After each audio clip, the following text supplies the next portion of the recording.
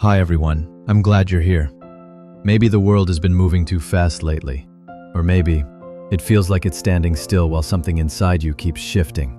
Either way, right now, take a breath. Let your shoulders drop. Let your heart listen. Because life, as strange and beautiful as it is, comes in seasons. And you've been walking through them, whether you realized it or not. Spring doesn't always arrive with fireworks. Sometimes it begins with a whisper. A single flower breaking through winter soil, or the way the light lingers just a little longer in the evening. It sneaks up on you in soft ways, just like hope. You remember when things started to feel new again, after the storm, after the grief, after the silence. You didn't plan for it, but suddenly, you noticed your laugh returned, quietly, like it was testing the air. And your prayers weren't just survival cries, they carried wonder again. Maybe it was a job interview that finally felt right. Maybe someone looked you in the eyes and really saw you. Or maybe it was just the way the sunlight warmed your hands as you sat at the bus stop. And for once, you didn't feel in a rush. You think of Sarah, long past childbearing, long past hoping, and yet, God told her there was still a spring ahead. She laughed, not because she didn't believe, but because it felt ridiculous. And yet, laughter bloomed in her tent months later, cradled in her arms. You've had moments like that. Laughter born from disbelief, from shock that maybe, just maybe, God really does come through. In this season, everything felt possible again. And yet, spring is tender. Things are fragile, just starting to grow. You're still learning how to hope without holding your breath. You visited your childhood church again.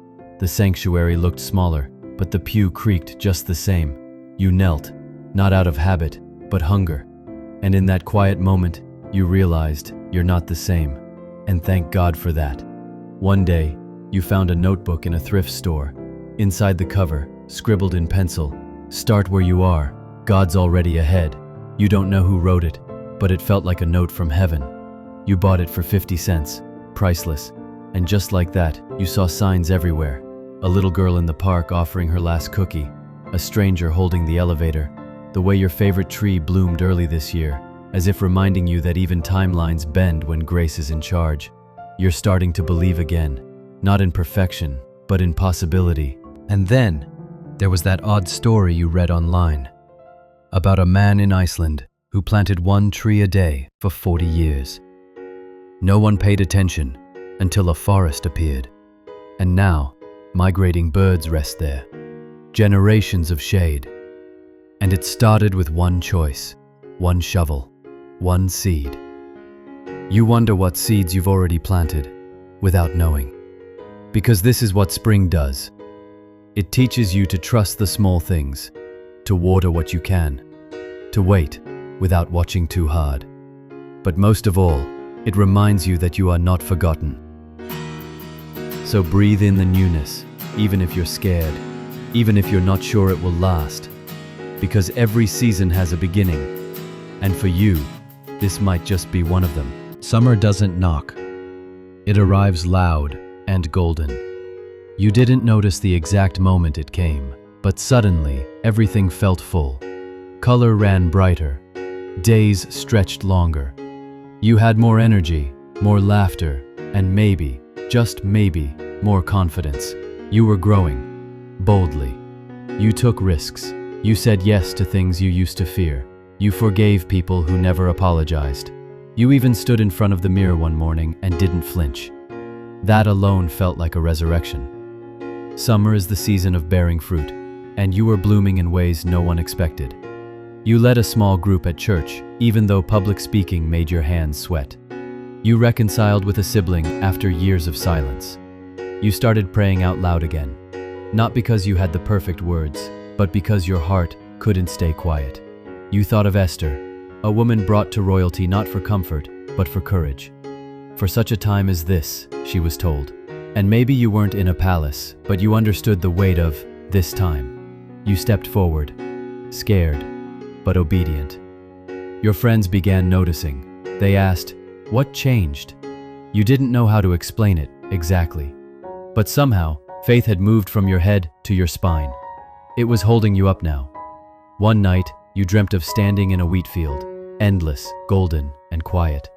As the wind moved through it, you heard a voice, not out loud, but deep.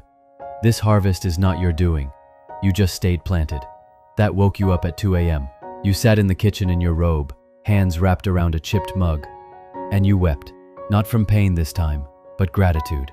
Because even when you didn't feel fruitful, God was doing something. Then, the strange thing happened. In the middle of all this joy, you started to feel tired. Not the kind of tired that sleep fixes, but soul tired, like you were pouring out and not sure how to refill. You were helping others, yes, but your own well felt dry. You prayed. You asked God, why now? Why this fatigue in a season of blessing? No answer. Just the steady beat of the ceiling fan. Just the feeling that something new was shifting again. You met a retired missionary at a cafe. She told you something that stayed. Even in abundance, the soil must rest. Even trees need pause between fruit-bearing years. That was it. The whisper beneath the warmth. Summer doesn't last forever. And instead of resisting it, you let yourself feel the edge of it, like the first cool breeze before fall. You sat in church the following Sunday, and the worship leader sang a song you hadn't heard in years. The lyrics hit different now, not as a cry for help, but as a thank you note. You remembered a story from high school history class about Harriet Tubman, a woman who risked everything to lead others to freedom again and again. They say she never lost a passenger, but did you know she was often sick, dizzy, exhausted from childhood trauma? Still, she moved forward, not on adrenaline, on conviction. Conviction is different than excitement. It's quieter, heavier, holier. You're starting to move from excitement to conviction too. You no longer need fireworks to know God is near. You see Him in the ordinary, in your morning toast, in the child's drawing taped to your fridge, in your own heartbeat, still steady despite it all. This is the blessing of summer, not just that you grew, but that you saw yourself as part of something bigger. So you smile now, not just because things are good, but because even if they weren't, you'd still believe. Fall is the season where things fall off, but not apart. You began letting go of your timelines, your expectations, that version of yourself you kept trying to resurrect. You started trusting that God doesn't just work in the growing, but in the pruning. A woman in your neighborhood passed away. You barely knew her, but you went to her funeral. She was 92. The pastor said she prayed for her street every morning for 40 years. You never knew, but somehow you think you were part of her prayers. The invisible kind that hold people up. And now you wonder, who are you praying for, silently? You sit by the window one night, wrapped in a blanket, and it hits you. How much has changed in 1 year? Not just outside, but inside. You've stopped striving. You've started trusting. Fall doesn't rush you. It invites you to reflect, to remember, to rest. You ask yourself, if the leaves trust the tree enough to fall, why can't I? So you whisper to God, not loudly, but honestly. I'm tired of holding things that no longer fit. And somehow, you feel Him whisper back, then let them go. I'm still here. That night, you sleep deeper than you have in months. And maybe that's the real miracle. Not that everything worked out, but that you're still believing even when you don't know how it ends. Winter doesn't apologize. It just comes. Sudden, honest, bare. And you, once so full of warmth, find yourself staring out the frosted window, wondering where all the color went. The trees look like bones. The air tastes like silence. Even your breath feels heavier in this season. You try to keep going, but your soul whispers, pause.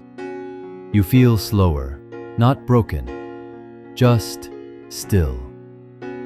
Your routines change. Your prayers become quieter. not because you've lost faith, but because you're learning to sit with it, like a candle instead of a wildfire. Winter teaches you that silence isn't absence, it's invitation. You think of Daniel, alone in the den. No warm words, no way out, just the cold breath of lions and the chill of stone. Yet even there, angels stood with him. Even there, God was present in the pause between fear and rescue. You wrap your hands around a mug, trying to thaw more than your fingers. You think back on the year, on what you've gained and lost. Some relationships faded, some dreams shifted. But not everything lost was a defeat. Some things were pruning, some things were mercy in disguise. One night, a snowstorm hits your town, hard. The power cuts out. You sit in the dark, layered in sweaters, wrapped in silence. And you remember a story about a lighthouse keeper in Newfoundland who, during the worst blizzards, would still light his lantern at exactly 6 p.m. for ships that might never pass. Hope, he said, isn't about what you see. It's about staying ready. And that's how you begin to pray again, with less demand and more surrender. God, even if you don't change this, sit with me in it. You open your Bible and don't flip for verses that fix. You stay on the pages that ache. You underline the places where people waited, groaned, trusted. And then something unexpected happens. In the middle of your slowest season, you start to feel safe. Safe in your smallness. Safe in not knowing. Safe in the quiet. You begin to understand something that took years to learn. Faith isn't just believing in the light. It's learning to trust when the lights go out. You light a candle before bed, not for decoration, for devotion. And as it flickers, you think of Anna, the prophetess in Luke's gospel, elderly, alone, waiting in the temple, year after year. Not for applause, just for the Messiah. She lived long enough to see him, and that was enough. Winter doesn't offer much, but what it gives is pure. No distractions, no noise, just the raw space where God meets you, not in the resolution. But spring doesn't knock, it bursts in, like laughter after too much silence. You wake up and the light has changed, softer but stronger. The trees outside are no longer skeletons.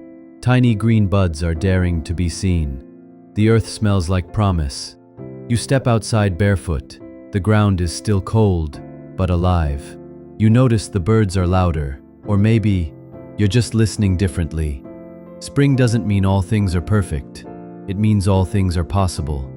You remember a time not long ago when you thought things would never bloom again, when your heart felt like winter had moved in to stay. But now, you're standing in your kitchen, humming while you cut fruit. And you realize joy crept back in, quiet, unannounced. You didn't force it, you received it. You think of Peter, how after failing so loudly, denying Jesus 3 times, he was still invited to breakfast by the shore. Fish and forgiveness. No lecture, just love. Maybe that's what spring feels like. Resurrection without explanation. One day, you find a bird's nest on your balcony. 4 tiny eggs. You resist the urge to touch. You just watch, every morning. And somehow, it becomes your liturgy. Life is happening, even when you don't control it. You hear a story about a woman in Brazil who, after losing everything in a flood, rebuilt her house from scrap wood and painted the door yellow. She said, "I wanted joy to know it was welcome again." You smile, because you get it now.